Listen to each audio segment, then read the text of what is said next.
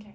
Hello, my name is Ligncy, and I am a nail technician, and I've been a nail technician for about 5 years now. Okay, Lindsay. So, how did you get started in the nail tech industry, and what inspired you to become a nail tech? Well, I've always been into the beauty industry in general. When I was really young, I was always looking up makeup tutorials, hair tutorials, so I always knew something in the beauty was going to get my attention. And once I went off to college, I was working at T-Mobile for about a year, and I quit. And I was like, oh my God, how am I get my nails done? So I was like, it doesn't look that hard. I do everything else. I dye my hair, I do my makeup. Let me just try it. So I bought a kit on Amazon, and the rest is history. I never got another job. I just started doing my friends' nails, and I just made a business of it. Okay. What challenges have you faced as a small business owner, and how have you overcame them? Challenges is different challenges that come with starting your own business.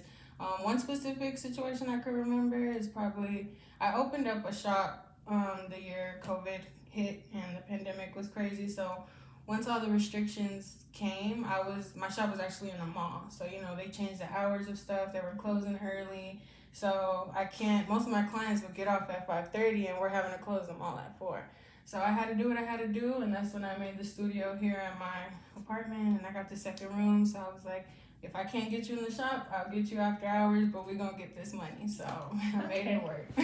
Okay, can you describe your typical day as a nail tech and what tasks you usually perform? So every day is different, but I have a booking site, so I'll just look at my booking site and see what I have for today. Being that I do work from home, I can take clients super early, 6 a.m. or super late, 10 p.m., whatever I feel like it. So I usually just wake up, check my conversation with the client that I have, if we've discussed what design she wants to do or what color she's interested in doing, and I'll try to pick everything out.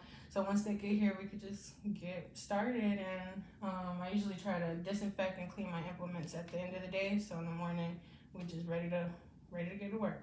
Okay. How do you stay current with the latest trends and techniques in the nail industry? Social media for sure. Instagram, YouTube, TikTok. There's always a new trend, and there's always a new tutorial to practice. And I'm also a nail model for this lady that's pretty big in the nail industry world. She actually has her own brand. She has a warehouse. She does group courses, and every, I'll say, 10 to 14 days, she calls me and we do a new set, and she's usually recording the content, and she's using all of her products. So she's just a mentor to me, and she helps me keep up with all the latest trends and what's going on, what's new, and stuff like that. Okay. What advice would you give someone who is interested in becoming a nail tech? Two things. I would probably say don't give up and practice. Don't give up because it's gonna get hard. You're gonna feel like, well, I don't have no clients. It's gonna be slow times, but just never stop and never start practicing because there's always new trends. You can always get better. If you think you're good, you could be great. So just never stop practicing. Okay, how do you handle difficult clients or challenging situations in your business? Clients, I mean, me overall, the way I run my business, I always try to keep the client happy. So I ask a lot of questions along the way to try to avoid any issues. I usually, do you like this? Is the shape okay? Is the length okay? Don't tell me at the end that you don't like this service. But of course, there's always going to be people that aren't going to be happy. Another situation I remember when I was at the shop, I had a lash tech, and we were doing a special where it was this amount for your lashes and nails. And so the client came and got her lashes done first, and now she was getting her nails done. As I'm doing her nails, her lashes are falling out, and the lash tech has left for the day. I don't know how to do lashes. I only know how to do nails. So she's mad. The girl's upset, and she's calling the lash tech. And of course, the lash tech, well, not of course, but I don't know why she didn't want to fix it that day. So all I could do was give her a discount off my service because it's my business, it's my reputation, and I just had to take that off my end. And later on, I had to discuss with the lash tech, like, what's going on? Why are lashes falling out?